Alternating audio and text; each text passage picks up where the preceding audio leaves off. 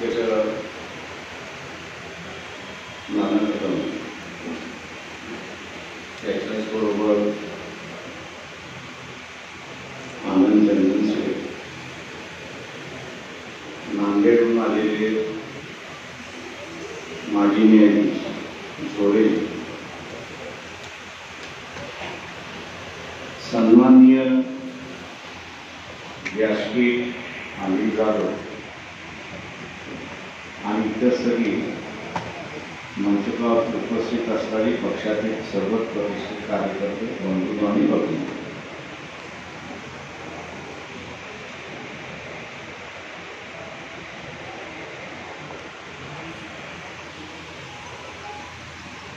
जाता जाता प्राध्यापक सोळंकी यांनी असताना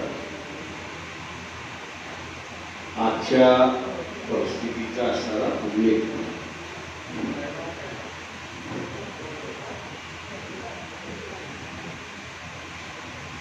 80 सालापासून ओबीसीच्या आरक्षणाचा लढा ओबीसीच्या वतीने चालू आहे. मंडल कमिशन स्थापन करण्यात आलं, अहवाल आला, पण 1990 जोपर्यंत उजाडत नव्हतं तोपर्यंत त्या मंडल आयोगाकडे कोणी बघायला नाही. व्हीपी सिंगांचं सरकार आम्ही सगळ्यांनी बसून केंद्रामध्ये आणलं आणि हे केंद्रामध्ये आल्यानंतर मंडल कमिशनचा निर्णय झाला. मंडल कमिशनचा निर्णय झाल्यानंतर सुद्धा फार मोठ्या प्रमाणात अफवा पसरवण्यात आल्या की एससी एसटीचं आरक्षण वाढवणारं हे मंडळ. दुसरा प्रचार त्या म्हणा त्याच्यामधलं असणारं सगळ्यात मोठं आंदोलन उभं राहिलं आणि ते म्हणजे अयोध्येतलं राम मंदिर. रथयात्रा निघाली आणि काही करून त्या रथयात्रेच्या आंदोलनामध्ये मंडल कमिशन डुबवायचं असं निर्णय झाला.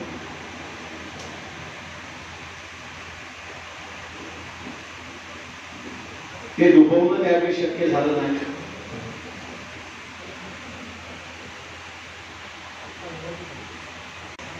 आणि ओबीसीच्या आरक्षण हे घटनेशीर आहे हा निर्णय त्यांना द्यावा लागला. पण तो निर्णय देताना त्यांनी त्याच्यामध्ये एक अडकाठी घातली आहे ती म्हणजे क्रीमी लेअरची आड घातली.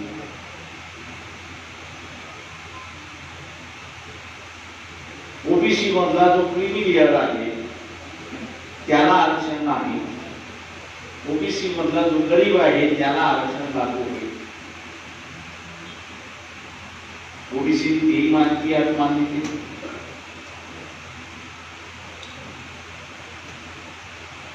आज आपल्याला असं दिसतंय की ओबीसीचं आरक्षण राहणार की न राहणार हा प्रश्न उपस्थित आहे. तिथे बसलेल्या किती जणांना याची जाणीव आहे की जिल्हा परिषदेमधलं ओबीसीचं आरक्षण मागच्या महिन्यामध्ये सुप्रीम कोर्टाने संपवलंय? किती जणांना माहिती? हात वरती करा.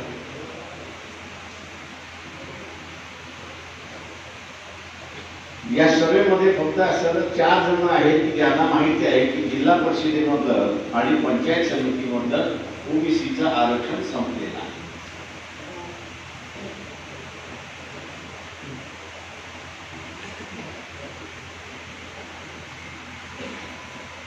आता याच्यानंतर कदाचित 18 एप्रिलच्या अगोदर सरकारने निर्णय घेतला. ग्रामपंचायतीच्या आता निवडणुका झाल्या.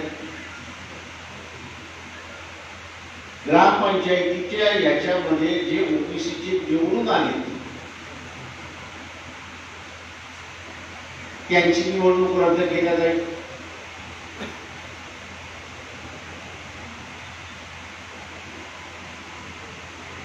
म्हणजे बड्या कष्टाने आम्ही लोकांनी मिळवलेलं ओबीसीचं आरक्षण. त्याच्यामध्ये समाजवादी होते, मार्क्सवादी होते, कम्युनिस्ट होते, गांधीवादी होते, मानवतावादी होते. या सगळ्यांनी जे कष्ट करून ओबीसीचं आरक्षण मिळवलं, आता ते आरक्षण हळूहळू जायला लागले अशी असणारी परिस्थिती आहे. नागपूर, भंडारा, गोंदिया, वाशिम, अकोला, धुळे, नंदुरबार आणि नाशिक या जिल्ह्याच्या निवडणुका 1 वर्षापूर्वी झाल्या. या निवडणुकीमध्ये याचिका दाखल करण्यात आली सुप्रीम कोर्टामध्ये ओबीसीची जनगणना झाली नाही म्हणून किती संख्या आहे हे सांगता येत नाही आणि म्हणून ओबीसीचं आरक्षण रद्द झालं. कोर्टाने असं म्हटलं की निवडणुका घ्या, पण कोर्टाच्या निर्णयाच्या आधी त्या निवडणुका राहतील. मागच्या महिन्यामध्ये कोर्टाने असा निकाल दिला, या जिल्हा परिषदेमध्ये, पंचायत समितीमध्ये निवडून आलेले ओबीसीचे उमेदवार जे आहेत त्यांचं सभासदत्व रद्द करण्यात येत आहे. यापुढे त्या सगळ्या जागा जनरल म्हणून ट्रीट केल्या जातील, ओपन कॅटेगरीच्या ट्रीट केल्या जातील आणि 3 आठवड्यामध्ये निर्णय घ्या अशी असणारी परिस्थिती.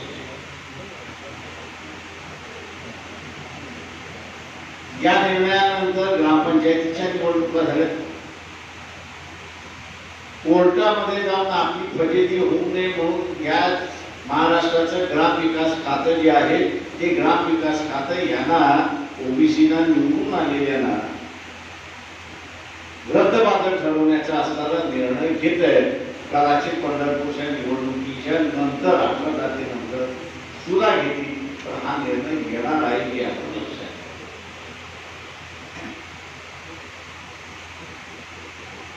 मी ओबीसीने असं विचारतो की आरक्षण पाहिजे की नको, हा महत्वाचा प्रश्न. ओबीसीने आता ठरवण्याची वेळ आलेली आहे की आरक्षण पाहिजे की नको. आता घालवणारे कोण आहेत आरक्षण?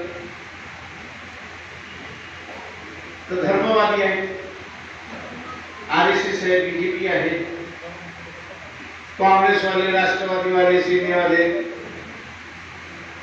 ज्यांनी सुप्रीम कोर्टामध्ये व्यवस्थित बाजू मांडली असती तर कदाचित आरक्षण राहिलं असतं. पण त्यांनाही आरक्षण, ओबीसीचं आरक्षण नको आहे आणि मग सगळ्यांनी असं बघितलं की सुप्रीम कोर्टाचा निर्णय हा ओबीसीच्या विरोधी लागणार आणि तो लागला. पुढे सगळे धर्मवादी ओबीसी समोर प्रचाराला येते. का प्रचाराला येते की इथला मुसलमान बिघडलाय, त्याला आपण काबूमध्ये ठेवलं पाहिजे आणि त्याला आपण काबूमध्ये ठेवलं पाहिजे तर सगळ्या हिंदूंनी एकत्र आलं. हा जो कोण प्रचार करायला येईल त्याला असं विचारा की बाबा माझा धर्म काय हा पहिल्यांदा सांग.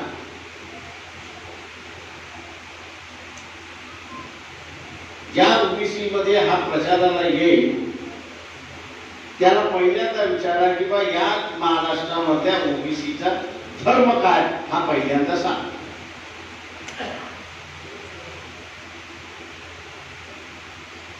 तो हिंदू आहे म्हणाला तर मग म्हणा माझ्या आरक्षणाच्या विरोधात तुम्ही का?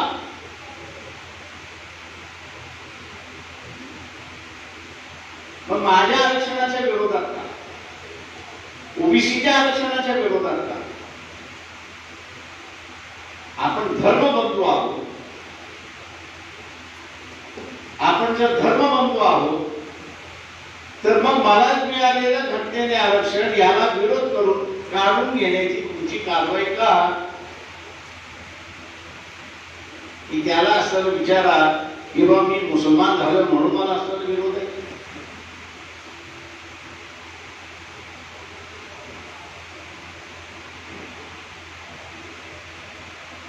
या निवडणुकीपासून ओबीसीला दूध का दूध आणि पाणी का पाणी अशा रीतीने भूमिका घ्यावी लागेल हे आपण लक्षात घ्या. 90च्या अगोदर ओबीसी मध्ये डॉक्टर नव्हते, कलेक्टर तर नव्हताच, एसपी तर नव्हताच. मग तो माळी समाजातला असेल, तो धनगरामधला असेल किंवा वंजाऱ्यांमधला असेल. आरक्षण आल्यानंतर अधिकारी झाला, डॉक्टर झाला, इंजिनियर झाला, तर तेवढ्या जागा राखीव राहिल्या आणि त्यातून ओबीसीची प्रगती व्हायला लागली. अशी परिस्थिती दोन बाजूचा खेळ. एका बाजूला ओबीसीचं आरक्षण काढून घ्यायचं आणि दुसऱ्या बाजूला देशाचं संविधान जे गरिबांच्या बाजूचं आहे, आरक्षणवादी आहे, मानवतावादी आहे, बंधुभावाच्या सिद्धांताचा आहे, समानतेचा आहे. यालाही खर्च करायचं, यालाही मोडायचं आणि त्यालाही तोडून टाकायचं अशा रीतीची RSS बीजेपीची भूमिका आहे. आणि काँग्रेस राष्ट्रवादीवाले नुसते बघत बसलेले आहे की त्यांनी तोडलं तर मग आपल्याला सांगता येईल की हे ब्राह्मणांनी तोडलं, हे ब्राह्मणांनी तोडलं, आमचा काय हात फुटला, आपण एकच आहोत. आणि पण वाचवणार कोण? शरद पवारांचं कधी तुम्ही विधान ऐकलं काय की ही संविधान व्हायला पाहिजे असं? गेल्या 4 वर्षामध्ये 5 वर्षामध्ये विधान ऐकलेलं आहे का? सोनिया गांधीचं ऐकलेलं आहे का? ही सगळी मंडळी गिळत बसली. जसा 100 कोटीचा प्रश्न आला, शरद पवार कुठे पळून गेले? हॉस्पिटलला.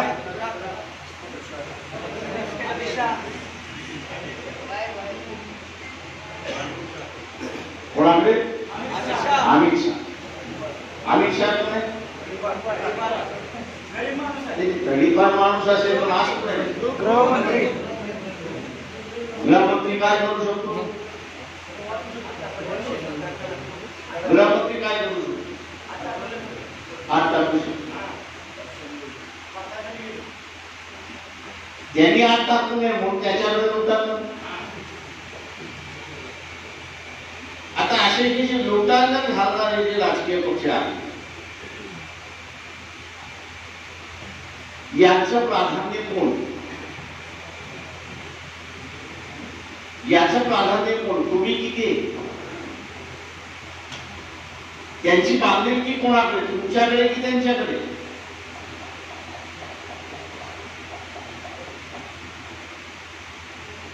त्यांची असणारी बांधिलकी ही तुमच्या बरोबर राहणार नाही हे आपण लक्षात.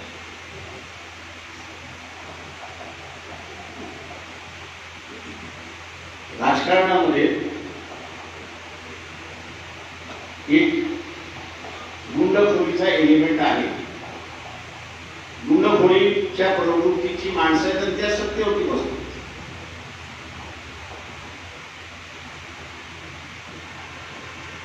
त्या हिरेंचं काय केलं?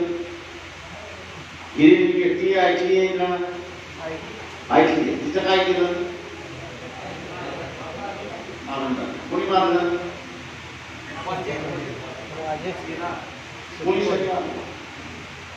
म्हणजे पोलिसांमधला गुन्हेगारी वृत्तीचा माणूस आणि राजकारणामधला गुन्हेगारी वृत्तीचा माणूस याची गाठसाठ झाली की नाही?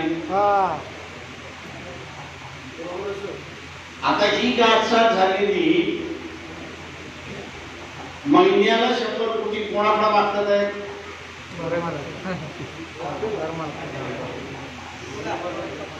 बार मालकांना.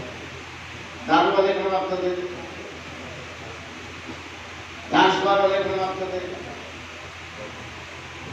किती जण दुकानदार आहेत ज्या पैशामध्ये हात वरती करा जरा. लागायचं नाही.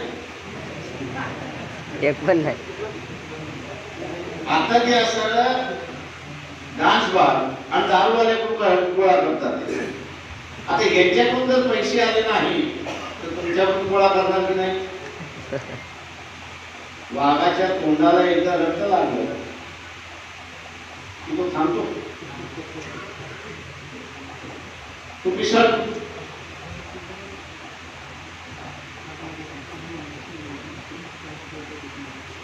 शेगडीवरती भात आपण असाला शिजायला ठेवला,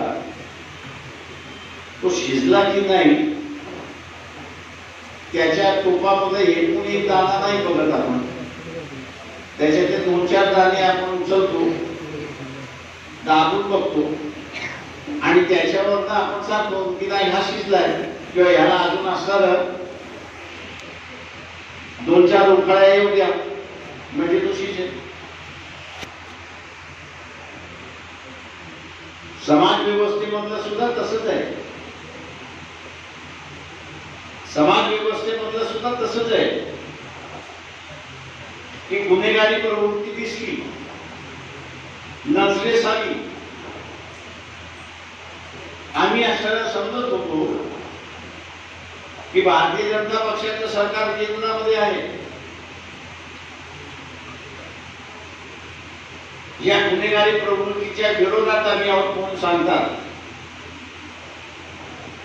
आणि मग सगळे अपेक्षा करत होते की विधानसभा शिल्लक राहील पण मंत्रिमंडळ बरखास्त. पण बीजेपी वाले मंत्रिमंडळ बरखास्त केलं का? का नाही केलं? म्हणजे जिथे शक्यता होती ते तिरकूट सरकार गेलं असतं तर सध्या बीजेपीला मिळाली असती, त्यांचं सत्ता आली असती, कदाचित आली असती. पण आपल्या सत्तेचा बळी देऊनही उद्या निवडणुका झाल्या तर आपली सत्ता येऊ शकते हे बळी देऊनही चोरांबरोबर चोर बसला की नाही? आता चोरांबरोबर चोर बसला की आपल्या उघड्या डोळ्याने आपल्याला दिसतंय, उघड्या डोळ्याने आपल्याला असताना दिसतंय तर ही धर्माच्या नावाने बीजेपी आपली फसवणूक करते की नाही हे सांगा. या देशाला हिंदू राष्ट्र करण्याची भूलतापा देते, सगळ्या हिंदूंना एकत्र करून आपली सत्ता आली पाहिजे म्हणून सांगताय. कशासाठी? तर लूटमारीसाठी. हे लक्षात. या मुंबई सिटीचा परमिंदर सिंग यांच्या पत्राने असताना हे तिरकूट सरकार दर महिन्याला 100 कोटी रुपये गोळा करा म्हणून सांगत होतं. याच्यातला असताना काही वाटा बीजेपीला गेलाय का ही आता शंका उपस्थित व्हायला लागली. या लुटारूच्या सरकारला जर आपण सत्तेवरती बसवलं, प्रचार आपल्याला हा करायचा आहे की लुटारूच्या सत्तेला आपण असताना सत्तेवरती बसवलं तर उद्या दुकानदार जो आहे, फेरीवाला जो आहे, व्यवसाय करणारा जो आहे त्याच्याकडे वसुली केल्या जाणार नाही याची गॅरंटी नाही.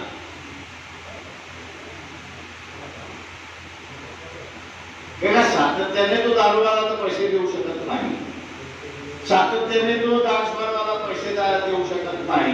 पण एकदा वाघाला रक्त लागलं की त्याची सोय दारूवाला देत नसेल, डान्सबारवाला देत नसेल तर मग शहरातले दुकानदार व्यवसाय करणारे आहेत, मग यांच्याकडून वसुली करा. आता हे वसुलीचं राज्य तुम्हाला येऊ द्यायचं आहे का हा मोठा प्रश्न आपण मतदाराला विचारला. गावामध्ये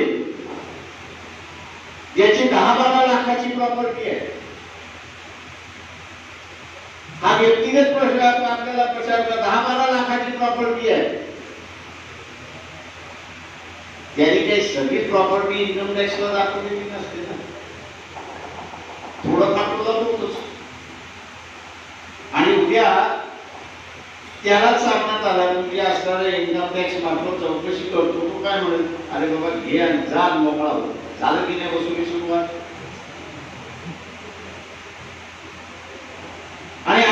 गावामध्ये वसुली करणारे बरेच पडले.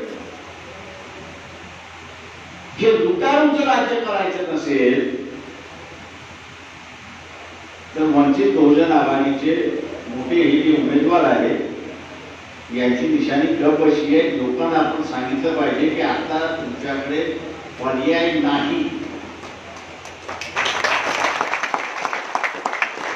आता पर्याय नाही. ह्यांना निवडून दिल्याशिवाय नाही तर हे सरकार अजून 3 वर्ष आहे. 3 वर्षामध्ये तुम्ही जेवढं कमवलेलं असेल तेवढे यांनी लुटलेलं असेल किंवा लुटलायला पाहिजे असेल तर कुशात काँग्रेस, राष्ट्रवादी, बीजेपी कोणालाही मतदान करा. लुटारूंचं राज्य व्हायचं नसेल तर आम्हाला मतदान करा. हा प्रचाराचा मुद्दा आपला असला पाहिजे. दुसरा मुद्दा मी जसं म्हणालो की ओबीसीचं आरक्षण पाहिजे की नको. पाहिजे असेल तर वंचितच्या बाजूने उभे. अवस्था अति अशी आलेली आहे की बाप दाखव आणि तुला बाप दाखवता येत नसेल तर शांत घालून मोकळा हो. आता जर तर ती भाषा शिल्लक राहिलेली नाही. सगळ्या गोष्टी आयरनीवरती आलेल्या आहेत. एक घाव 2 तुकडा आपण म्हणतो त्याच पद्धतीने एक घाव 2 तुकडा या पंढरपूर विधानसभा मतदारसंघामध्ये आलेला आहे. इथे धर्मवादी लुटारूंचे पक्ष हारले तर मग आपली सत्ता कायम राहण्यासाठी जे लुटारूपणा सोडण्याची शक्यता आहे. आणि हा धर्माच्या नावाने ब्लॅकमेलिंग जो करतोय तो तिथं थांबण्याची शक्यता आहे. आणि म्हणून एकंदरीत परिस्थिती आयलनीवरती आली. कार्यकर्त्यांना माझं असं आव्हान की आपला प्रचार गावापुरता मर्यादित. केंद्र ही गाव, शहर असेल केंद्र ही वस्ती, त्याच्या बाहेर जायचंच नाही. आणि त्या गावामधलं अधिकाधिक मतदान कसं मिळेल हे असताना बघितलं. नुसतं मतदान नाही तर बूथ कमिट्या स्थापन झाल्या.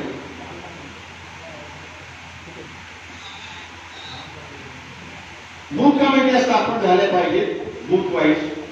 आणि त्याची नावं ही जिल्हा तालुका अध्यक्षांकडे एक 5-7 दिवसांमध्ये आली पाहिजेत, जेणेकरून त्यांचे फॉर्म भरता येईल आणि त्याला निवडणूक प्रतिनिधीचा अधिकृतरित्या स्टॅम्प त्या ठिकाणी देता येईल.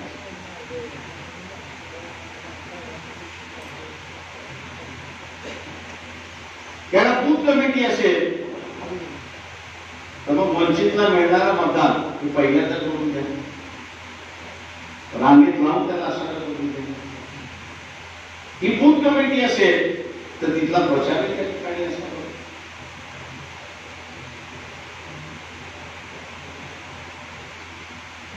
आज प्रचारही त्या ठिकाणी होतो. बीजेपी म्हणते आम्हाला मेजॉरिटी येऊ द्या, आम्ही असणारं संविधान बदलल्याशिवाय राहणार नाही. आता इथे भोला समाज असेल, आयवल समाज असेल, मातंग आहे, चर्मकार आहे, बौद्ध आहे, भटके प्रवृत्त आहे, त्यांनाही आपण सांगितलं पाहिजे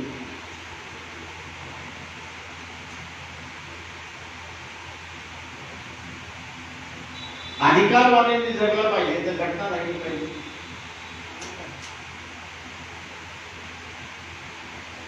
आणि घटना राहिली पाहिजे म्हणजे काय केलं पाहिजे तर मोठी यांना निवडून दिलं पाहिजे.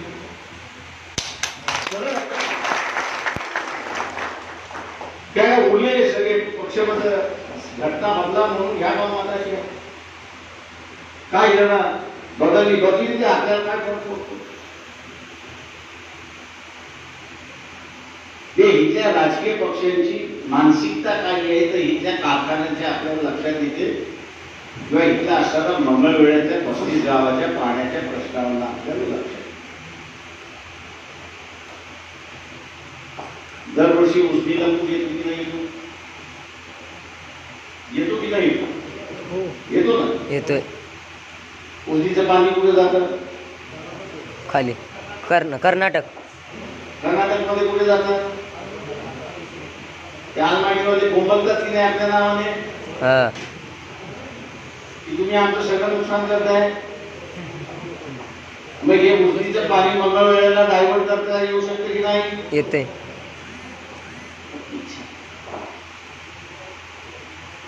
इच्छा पाहिजे या अकलूज पंढरपूरला 100 फूट खालून पाईपलाईन पाणी येऊ शकतं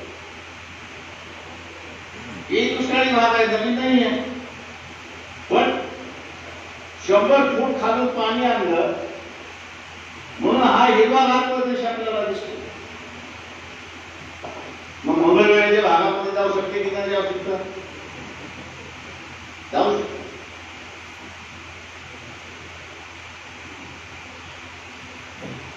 आणि म्हणून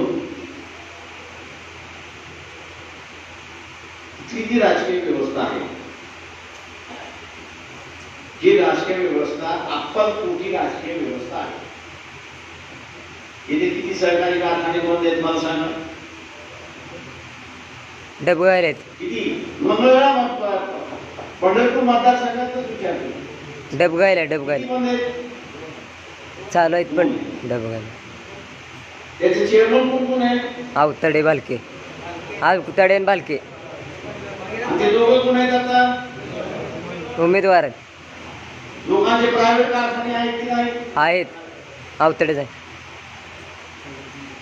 थोडा आपण असताना विचार केला नाही की आपल्याला लक्षात येतं की सहकारी कारखाना म्हणजे सगळ्यांचा कारखाना सर्वांचा कारखाना बंद झाला पाहिजे त्याला उद्या निवडणुका झाल्या तर मी चेअरमन राहतो की नाही राहतो याची भीती असते म्हणून तो मोडला बंद केला आणि स्वतःचा खासगी कारखाना चालू केला तिथे मला भीतीचा असताना काढू शकत नाही आणि खासगी कारखान्यामध्ये वजन कसं होतं 900 असेल तर 800 होतं 800 असेल तर 600 होतं आहे की नाही आता हे थांबवायचं की न थांबवायचं हा असल्याला त्या उत्पादकाला विचारलं पाहिजे तुझा 900 टनाचा 700 टनाचं व्हायचं नसेल तुझ्या 900 टनाचा असताना 800 व्हायचं नसेल तर याला पहिल्यांदा धरून आपण याला घरका ना घातका भूमिका कुठा करून मोकळा व्हा एकाला एक आपण असताना आपटलं तो उरलेले सगळे सरळ झाले हे आपण असताना लक्षात मतदान आहे कधी 17 तारखेला 17 मतदान प्रचारपत्र किती कधी होणार 15 तारखेला आज तारीख 4 म्हणजे किती दिवस आपल्याला प्रचाराला राहिले 11 दिवसामध्ये असताना आपल्याला या सगळ्या घटकापर्यंत पोहोचता येईल का होय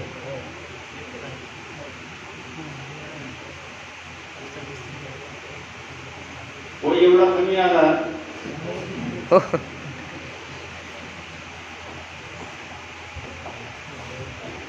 जिद्द लागते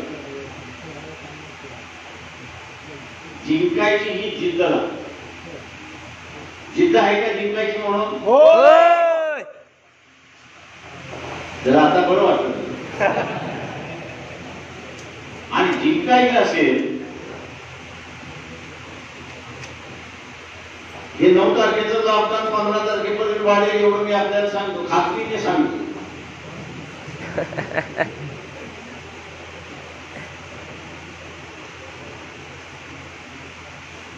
त्याचा मुख्यमंत्री आपला बिन बुडाचा आहे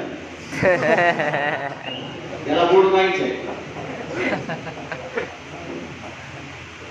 त्याला कोणी सांगितलं या बाजूला तर या बाजूला लोळतो, कोणी म्हटलं त्या बाजूला तर त्या बाजूला लोळतो.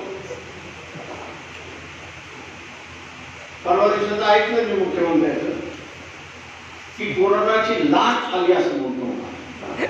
तुम्हाला दिसली का? मला तरी दिसली. आणि त्याच्याच खात्याचा मंत्री की जो हे सगळं सांभाळतोय, राजेश टोपे यांनी असं म्हटलं की 80% हे असिम्प्टोमॅटिक आहे, म्हणजे त्यांना गोळ्या दिल्या बऱ्या होती. 20% जे आहे ते जरा दक्षता घ्यावी. आणि त्याच्या पुढे जाऊन सांगितलं की इथल्या नर्सेस डॉक्टर यांनी असणारी जी काही काळजी केली आहे त्याच्यामध्ये 100पैकी 2 जण नव्हतात.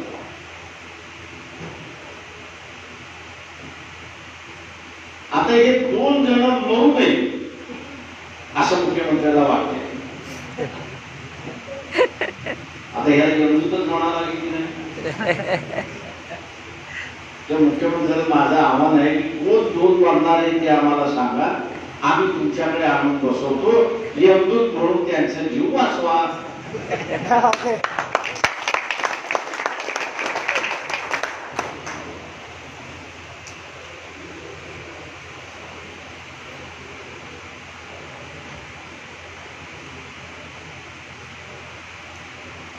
प्रश्न हा आहे त्याच्यामध्ये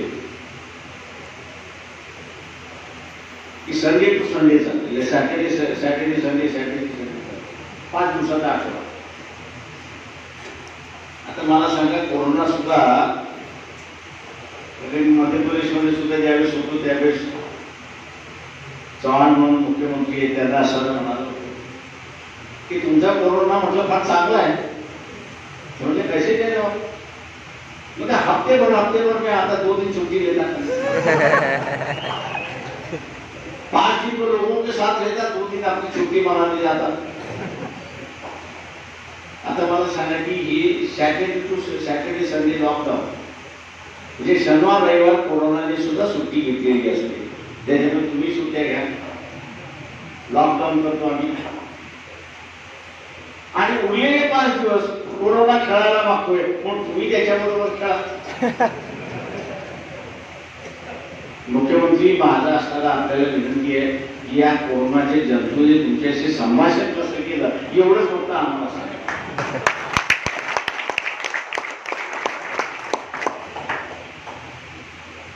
म्हणजे राजेश टोपे म्हणतात 100 कोरोना झाला असेल तर त्याच्यापैकी फक्त 2च जण दगावतात आहेत. आणि ते 2 जण दगावत असल्यामुळे त्यांना वाचवण्यासाठी मुख्यमंत्र्यांनी लॉकडाऊन सुरुवात केली. आता ही लॉकडाऊन कोणाला? माझ्याकडे गाडी आहे, काचावरती चढवतो, गाडी चालवून फिरवतो, मला लॉकडाऊन कसं काय? सायकलवाल्याला लॉकडाऊन, मोटरसायकलवाल्याला लॉकडाऊन, स्कूटरवाल्याला लॉकडाऊन आहे, स्कूटीवाल्याला लॉकडाऊन आहे, चालणाऱ्याला लॉकडाऊन आहे. एका तंतुका घेऊन पोलीस बसलेला आहे.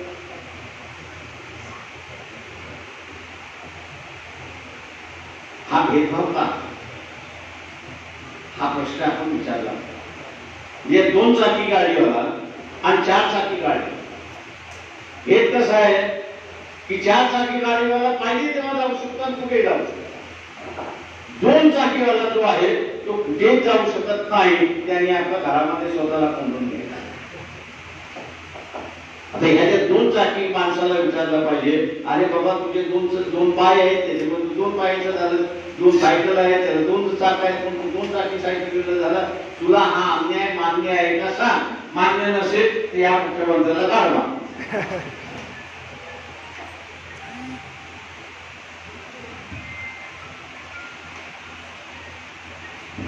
मोदीने मास्क आपलं काढला. माझं म्हणणे कोणीतरी उठावं आणि त्या पंढरपूर पोलीस स्टेशन मध्ये केस करावं, ते फोटो घेऊन की मोदीने मास्क न घालता भाषण केलेलं आहे, याला तो आता धन्यवाद. बरोबर आहे, बरोबर आहे. एखादा साधा त्यांनी मास्क असा काढला, कोण पुसायला जरी काढला आणि पोलिसांच्या नजरेस आला, 500 रुपये काढून आम्हाला माझे 500 नसेल तर 100 द्यायला जातो. हा व्यवहार चाललेला आहे.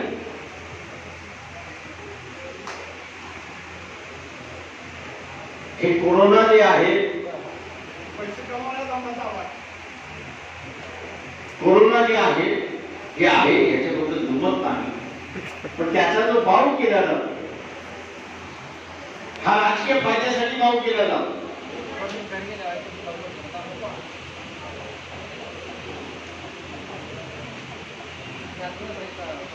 हा राजकीय याच्यासाठी भाव केला जातो.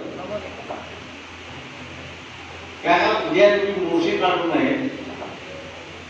रश्मी शुक्ला या ठिकाणी असलेले एसटी होती असं मी त्या ठिकाणी गृहीत धरतो.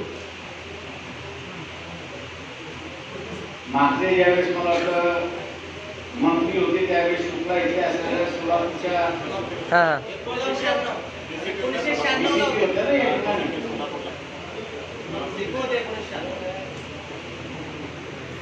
त्याच्यामुळे सोलापूरकरांची त्यांची ओळख चांगली आहे.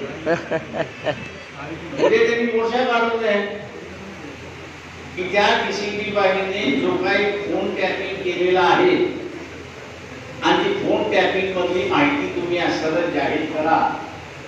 जी मागणी मागू नये. जिल्ह्यामध्ये तालुक्यामध्ये कोरोना आला, लाट आली, माणसं आम्हाला वाचवायची आहे. माझा मुख्यमंत्र्यांना विश्वास आहे. तुमचं नाव आहे का त्याच्यामध्ये?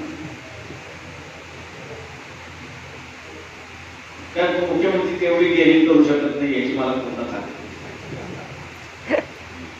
तर तुम्ही नाही तर मग घाबरताय कशाला, वाचवताय कशाला? आणि आम्हाला मुख्यमंत्र्यांना तुम्ही वाचवताय कशाला? जे चोर आहेत त्यांना सांगा नाही चोर आहेत, हे वसुलीचे ह्याच्यामध्ये अमुक आहेत. शरद पवार ज्यावेळेस असताना अहमदाबादला जातो त्यावेळेस माझ्यासारख्याला शंका येते की एनसीपीचे किती जणांची नाव आहेत त्याच्यामध्ये, की आखी एनसीपी पार्टीच त्याच्यामध्ये गुंतलेली आहे का?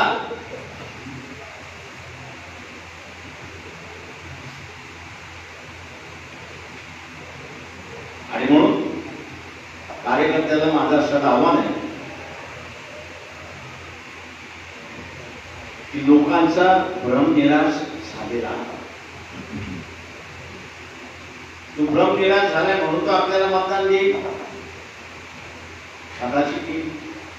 कदाचित देणार नाही. आपण असं धरून चाललं पाहिजे तो देणार नाही. किंवा आपण असताना काय प्रयत्न केले पाहिजे की ज्याच्यामुळे त्याचा हा जो भ्रमनिराश आहे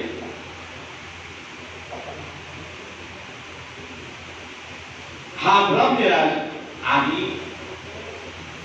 एक वेगळं वातावरण करू शकतो. आनंद दिवे असतील, आनंदरंजन दिवे असतील, त्याच्याबरोबर असेल जोडे असेल, याचं मी असताना जाहीरात मागून त्यांनी निवडणुकीच्या प्रचाराची आपली देणगी त्यांनी असताना जाहीर केली. निवडणुका याच पद्धतीने लढल्या गेल्या. निवडणुका याच पद्धतीने असताना लढल्या गेल्या तर निवडून गेलेल्या माणसाची बांधिलकी ही सामान्य माणसाबरोबर राहते हे लक्षात. मी उद्या समजा ताटातली गेलो नाही, आता पंढरपूरची निवडणूक लढवायची आहे, मला आता असताना अमुक करायचंय, मला असताना तमुक करायचंय, माझ्याकडे फक्त 5 लाखच आहे पण अख्खा खर्च 40 लाखाचा आहे, किंवा तुम्ही मला 35 लाख द्या. तो म्हणेल देतो ना 35 लाख, काय देतो?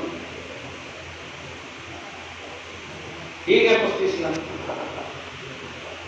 आपण हात लावायला गेलो की जरा थांबा माझा ऐका तर खरं.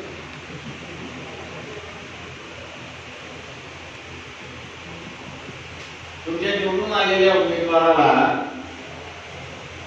माझी इंटरेस्ट सांभाळावी लागते, माझी तस्बी करावी लागते. मी त्याच्या पैशासाठी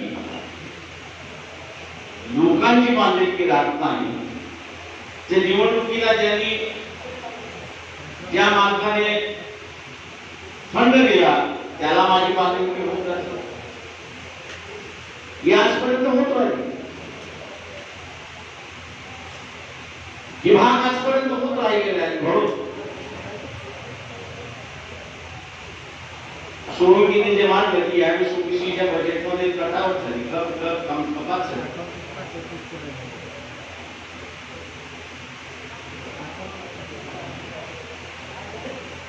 जे कोणी मंत्रिमंडळात बसले ते येतील, तीन प्रमुख जण येतील, वर्णेबाबा येतील, बरोबर. दुसरं कोणी येईल, दुसरं कोणी येईल, जयंत पाटील, अजित पवार. ओबीसी मध्ये दुसरं कोणी येईल, दुसरं कोणी येईल, भुजबळ, दुसरं कोणी येईल, छगन, दुसरं कोणी येईल, ते बीजेपी मार्फत अमोल मिटकरी, अमोल मिटकरी येईल. तिसरं कोणी येईल, अमोल कोल्हे, वडेट्टीवार येईल. चौथं कोणी येईल, चौथं कोणी येईल मंत्रिमंडळातून, भुजबळ, छगन भुजबळ येईल. बरोबर आहे. ही जण आली की यांना एकच प्रश्न म्हणायचा, बाबा तुझं भाषण आम्ही ऐकलं, सगळं झालं, सगळं झालं, सगळं झालं, तू सांगशील त्याच्यावरती आम्ही मतदान देऊ, पण आमचा एक प्रश्न द्या, आमचं बजेट कापलं का, ओबीसीचं बजेट कापलं का, याचं उत्तर द्या. तो कोविडमध्ये उत्तर अमुक झालं तमुक झालं, पण त्याला विचारलं तू दुसरा साखर कारखान्याला किती मदत दिली ह्या वर्षी, त्याच्यामध्ये कपात केली का, तर तिथे कपात आहे, मग आमच्यामध्ये कपात का. साखर कारखान्याच्या अनुदानामध्ये कपात नाही, देव कपात करू नये या मताचा मी आहे. कारखाना हा शेतकऱ्यांचा आहे आणि शेतकऱ्याला ती मदत कपात होता कामा नये. ओबीसीची कपात का, त्याचं उत्तर नसेल तर त्याला म्हणा हात जोडतो, सत्कार करतो, हात घालतो, सगळं करतो, तू आपण तुझ्या गावी निघून जा, आम्ही आमचा लढा आमचा लढा.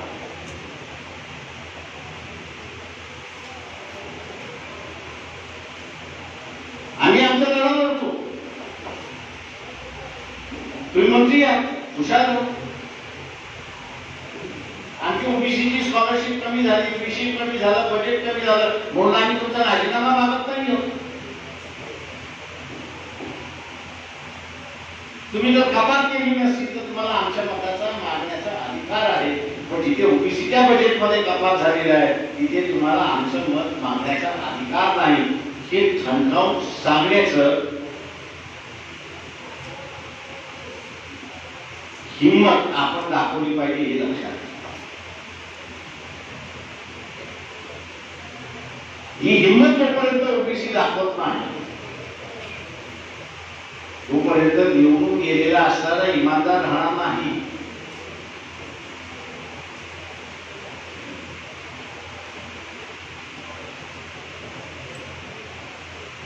प्रश्न हा आहे त्याच्यामध्ये की आपण हे सगळे प्रश्न खुलेपणाने मांडणार आहोत की नाही,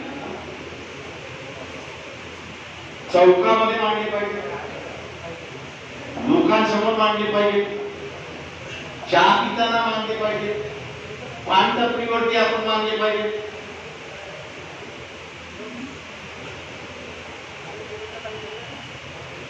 मी नेहमी म्हणत असतो, जो तोंडातल्या तोंडात बोलतो त्याचा आत्मविश्वास नसतो स्वतःवरती, मी जे बोलतोय ते खरं आहे की खोटं आहे, आणि कोणी ऐकू नये म्हणून तो आपल्या तोंडातल्या तोंडातच बडबडत असतो.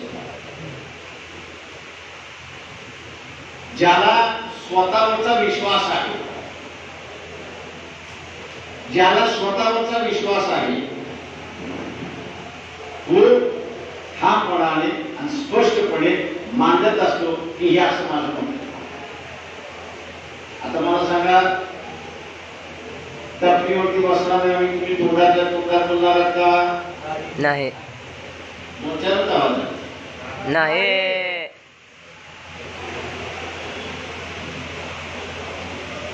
त्या तुम्ही तोंडातल्या तोंडात बोलायला बातमी लक्षात येते, अरे हे तर उमेदवारच आहे.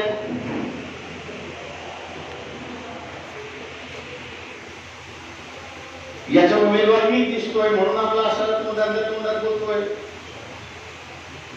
त्याला मतं मिळवून देण्याची ऐवजी त्याची मतं तुम्ही घालवत बसलाय तोंडात बोलण्यामध्ये. आणि म्हणून ती अवस्था होणार नाही याची दक्षता आपण या ठिकाणी घेतली पाहिजे. आणि ती आपण घेतली मी असं म्हणेन की आपल्याकडे विजय आपण असताना खेचू शकतो.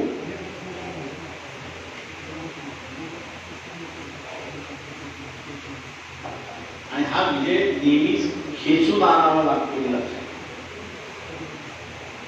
आता ही परिस्थिती त्यांच्या विरोधात आहे, अमुक आहे, हे आहे, ते आहे, सगळं आहे असं मी म्हणत बसलो त्या ठिकाणी, तर त्याचा काय अर्थ नाहीये. अर्थ नाही याचं कारण की जे तुमच्या मनात आहे ते लोकांच्या मनात आहे. तुमच्या मनात काय हे तुम्हाला माहिती, त्याच्या मनात काय हे त्याला माहिती. दोघांचा संवादच नाही. आणि दोघांचा संवाद जोपर्यंत होत नाही तोपर्यंत मी असताना मानतोय की ही जी परिस्थिती उफळून आली पाहिजे ती उफळून आलेली आपल्याला दिसत. म्हणजे ज्यांनी सहकारी कारखाने डुबवले त्यांनाच आपण असताना मतदान देणार असतो.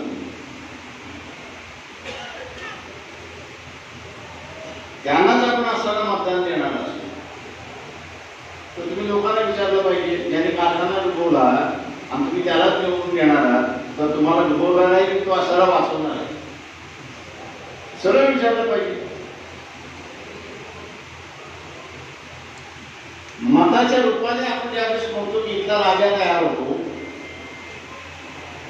त्यावेळेस तो राजा तयार करण्यासाठी जे माहोल जे लागतं, परिस्थिती जी लागते ती परिस्थिती आपण असताना या ठिकाणी निर्माण केली पाहिजे ही लक्षात घ्या. आणि म्हणून प्रचाराचे असणारे काही मुद्दे मी आपल्या समोर या ठिकाणी मांडलेले आहेत.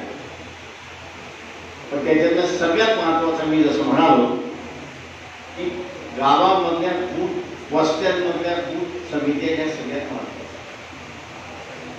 लोक काही स्वतःहून मतदानाला जातात, पण काही लोकांना बऱ्याच मोठ्या प्रमाणात मतदानाला घेऊन जावं लागतं. याला बूथ कमिट्या नसतील तर मग मतदानाला कोण घेऊन जाणार. त्यालाही वाटतं नाही मी असताना इथे गिरप्पा मधुकर मोठे ह्यांना असताना मतदान दिलं पाहिजे असं त्याला वाटतं. पण त्याला प्रवृत्त करायला देऊन टाकचं असं म्हणणारा कोणतरी कार्यकर्ता पाहिजे. आणि ती तो कार्यकर्ता हा बूथ कमिटीचा कार्यकर्ता असतो. आणि मग एकेका बूथवरती कमीत कमी 7-8 जण तरी पाहिजे. जास्ती झाले तर अधिक चांगले, पण कमीत कमी 7-8 जण त्या ठिकाणी पाहिजे की ज्याच्यामध्ये एक जण आतमध्ये राहील आणि बाहेर बसतो. जे बूथ मध्ये बसणार आहेत संध्याकाळी 4 ते 5 मतदान संपेपर्यंत त्यांनी 2 गोष्टी लक्षात घेतल्या. एक म्हणजे ती ईव्हीएम बंद झाली खुली जाताना, आणि दुसरं तो जो प्रिसाइडिंग ऑफिसर आहे त्या प्रिसाइडिंग ऑफिसरकडून सर्टिफिकेट घेतलं पाहिजे. तो देतो सगळ्या प्रतिनिधींना देतो. त्या सर्टिफिकेट मध्ये काय असतं की ह्या मशीन मध्ये किती मतदान होतं. काही मध्ये 1000 असतं, काही मध्ये 900 असतं, काही मध्ये 1200 असतं, काही मध्ये 1500 असतं, काही मध्ये 1300 असतं, 1350 असतं. आणि दुसरं तो असं लिहित असतो की पूर्ण इलेक्शनच्या वेळेमध्ये सकाळी 7 वाजल्यापासून 5 वाजेपर्यंत या वेळेमध्ये या मशीन मध्ये किती मत वापरण्यात आले. एका मशीन मध्ये 950 मतदान आहे आणि 950 पैकी फक्त 530 मतदार करायला आले. शिल्लक किती राहील? गणित कोणाचं चांगलं आहे? लाडूवाले मोजता की न मोजता लाडू, मग किती शिल्लक राहिले? 320. आणि तो मग तिथे घेऊन देतो की 320 मतदान या मशीन मध्ये शिल्लक राहिले. या मशीन मध्ये एवढं मतदान होतं, या वेळेपासून या वेळेपर्यंत एवढं मतदान झालं आणि शिल्लक एवढं मतदान राहिलं. हे परिपत्रक आपण असताना घेतलं आणि आपल्या हातामध्ये राहिलं की काउंटिंग होण्यापर्यंत त्या मशीन मध्ये कोणी गडबड करू शकत नाही. त्याचा अधिकृत त्या डिसाइडिंग ऑफिसरने आपल्याला असणारा लकोटा दिलेला असतो की हा लकोटा कुठेही चालतो अशी असणारी परिस्थिती आहे. जे पोलिंग स्टेशन मध्ये 4 वाजल्यापासून ते संपेपर्यंत राहतील त्या सगळ्यांनी गोळा केले पाहिजे आणि ते गोळा करून जिल्हा अध्यक्षांकडे किंवा त्या तालुका अध्यक्षांकडे 24 तासाच्या आतमध्ये ते जमा केले पाहिजे. जेणेकरून आपल्याला असं दिसतं की आज आपल्याला वाटतं की 60% मतदान झालं आणि रात्री 11 वाजता इलेक्शन कमिशन सांगतात 7% नाही 77% झालं. म्हणजे 17% बंद केल्यानंतर वाढ.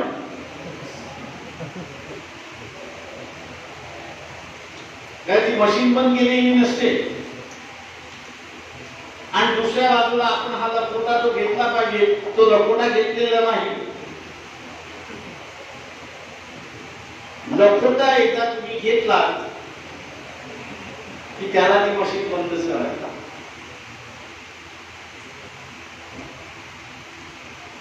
मग त्याच्या लक्षात येतं की त्यानेच निवडून दिलेलं असतं की एवढं या मशीन मध्ये मतदान आहे, एवढं या ठिकाणी वापरण्यात आलेलं आहे आणि एवढं शिल्लक राहिलेलं आहे. त्याच्या लकोट्याप्रमाणे तो जर कागदपत्र त्या ठिकाणी चुकीचा ठरला तर फाशी ही त्याच्या गळ्याला लागते हे लक्षात. म्हणून ज्याला इंग्रजीमध्ये चेक आणि बॅलन्स आपण असं म्हणतो की एखादी कृती केली की ती बरोबर आहे की नाही तर तिच्यावर नियंत्रण ठेवण्यासाठी दुसरी कृती जी असते त्या दुसऱ्या कृतीचा आपण असताना वापर केला तर पहिली कृती ही तिथे व्यवस्थित राहते अशी परिस्थिती. आणि म्हणून या सगळ्या गोष्टींचा असणारा विचार करता आपण सगळेजण या निवडणुकीच्या माध्यमातून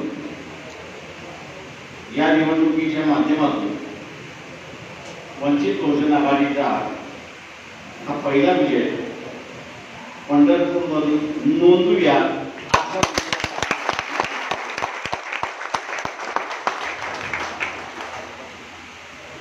पंढरपूर मध्ये असणारे सगळे लहान मोठे व्यवसाय करणारे जे आहेत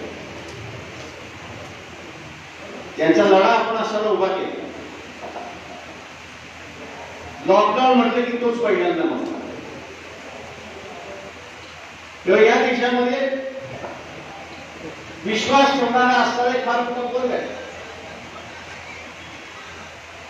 आणि हा विश्वास ठेवणारा वर्ग जो आहे तो कधी तुळजापूरला जातो, तो कधी पंढरपूरला जातो, तो कधी जेजुरीला जातो, तो कधी खंडोबाला जातो, तो कधी येलामाला जातो आणि त्याच्या ह्या सगळ्या ह्याच्यावरती ही शहर चालतात. आज पंढरपूर शहर सुद्धा या भाविकांच्या येण्या जाण्यावरती अर्थव्यवस्था चालते ही लक्षात घ्या. आपण असताना मोठे यांचा विजय जर केला तर आपण निश्चित घ्या पुन्हा सरकार लॉकडाऊन काढण्याची भाषा त्या ठिकाणी बोलणार नाही.